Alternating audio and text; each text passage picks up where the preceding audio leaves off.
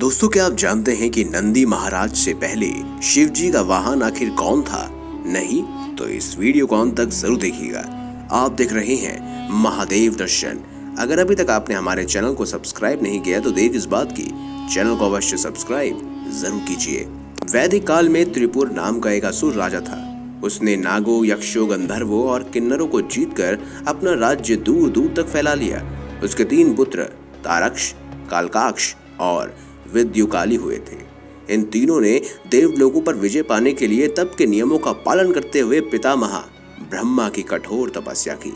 उनके दृढ़ संकल्प तथा तपोबल को देखते हुए ब्रह्मा जी प्रसन्न हुए और प्रकट होकर कहा, तारक पुत्रों, मैं तुम्हारी तपस्या से प्रसन्न हूँ, इच्छित वर मांगो। ब्रह्मा जी को साक्षात प्रकट हुआ देखकर तीनों ने उन्हें प्रणाम करके कहा, भगवान, यदि आप हमारी तपस्या से प्रसन्न हैं तो हमें ऐसा वर दीजिए कि हम तीनों अलग अलग पुर यानी कि नगर बसाकर उस नगर समेत अंतरिक्ष, आकाश और किसी भी लोक में जहां चाहें भ्रमण कर सकें, और जब तक वह नगर मिलकर एक ना हो जाएं, तब तक एक ही बाण से कोई उन्हें भेद न दे, तब तक वे नगर नष्ट न हो, ना नगरवासी और ना ही हमारी मृत्यु हो। ब्रह्मा जी ने कहा, तथास्तु, ऐसा ही होगा। ऐसा कहकर ब्रह्मा जी अंतर्ध्यान हो गए। ब्रह्मा जी से ऐसा वर पाकर वो तीनों दैत्य बड़े प्रसन्न हुए। अपने पिता त्रिपुरासुर को अपने वरदानी होने की बात बताकर असुरों के शिल्पी माया दानव को 3 पुर बनाने का आदेश दिया। मैंने अपने शिल्प तथा माया से 3 नगर, एक सोने का, एक चांदी का और एक लोहे का बनाया। तीनों नगर बन जाने पर एक पुर देवलोक, एक पुर मृत्युलोक और एक पुर पाताल लोक में उन तीनों पुत्रों ने स्थापित किए। तीनों पुरों का स्वामी हो जाने पर उनका पिता त्रिपुरासुर कहलाया। इस प्रकार तीनों दैत्यों ने अपने बल तथा मायावी कौशल से तीनों लोकों पर अपना अधिकार जमा लिया। युद्ध में उनका किसी भी प्रकार से नाश नहीं हो सकता था। वरदान के मद में चूर होकर तीनों लोकों में उन्होंने हाहाकार मचाना शुरू कर दिया। जब बचने का कोई उपाय नहीं रहा तो ऋषि और देवता प्रजापति ब्रह्मा के पास गए और उन दैत्यों के उत्पात तथा अत्याचार की कहानी बताते हुए कहा कि असुरों की आदतों को जानते हुए भी आप इन्हें एक इस तरह का वरदान दे देते हैं। हम सबका जीना और रहना दुर्भार हो गया है। अब इस संकट से मुक्ति का उपाय बताएं। सब मिलकर कैलाश स्थित भगवान शिव के निवास पर गए। ब्रह्मा जी ने कहा, सर्वेश्वर, तीनों लोकों पर संकट आ पड़ा है। त्रिपुरासुर के तीनों पुत्रों को मैंने एक अघोम वर दे दिया है। आपके सिवा कोई भी इस संकट से उद्धार नहीं कर सकता। उन तीनों पुरियों के एक साथ मिलने पर, एक ही बाण से उन्हें ध्वस्त करने पर इस संकट से मुक्ति मिल जाएगी। शिव ने कहा, पितामह, जन कल्याण के लिए धनुष में धारण करूंगा।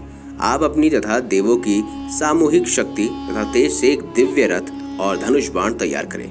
मैं त्रिपुरासुर का, उसके पुत्रों और नगरों और सैनिकों समेत सबका संहार कर दूंगा। ऋषि, देवता और ब्रह्मा ये सुनकर प्रसन्न हो उठे। देवी शिल्पी विश्वकर्मा ने एक दिव्य रथ तैयार किया। विष्णु, चंद्रमा तथा अग्नि ने बाणों को अपना तेज दिया। वरुण, यम, कुबेर आदि देवलोकों ने रथ के अश्व को अपनी शक्तियां दी। अर्ध्वा, अंगिरा आदि ऋषियों ने रथ चक्रों को अपना तेज दिया। वायु ने रथ को वेग शक्ति दी। इस प्रकार देवों और ऋषियों की सम्मिलित शक्ति तथा तप तेज से तैयार रथ पर भगवान शिव दिव्य धनुष बाण के साथ ब्रह्मांड, रुद्रदंड और कालदंड लेकर बैठे। शिव ने कहा, अब इस रथ का सारथी कौन बनेगा? देवों ने कहा, देवेश्वर महादेव, आप आज्ञा दीजिए, जिसे कहेंगे वही सारथी बनेगा। वही त्रय देवों के आदि देव प्रजापति ब्रह्मा जी रथ के सारथी होने का स्वीकार करें। इन्हें ही पता है कि किस कौशल से रथ को कहाँ चलाना है। देवों ने संपूर्ण लोकों में श्रेष्ठा प्रजापति ब्रह्मा को शिव के रथ का सारथी बनाया। भगवान शिव का रथ आकाश मंडल में उड़ चला।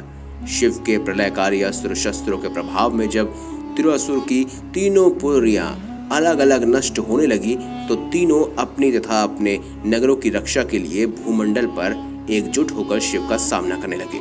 ब्रह्मा ने उन तीनों को एक साथ एकजुट होता देख तो रथ को बड़े वेग से संयुक्त पुरों के सामने कर दिया और भगवान शिव से कहा, सर्वेश्वर, त्रिपुरासुर के समूल वंश नाश का अवसर आ गया है।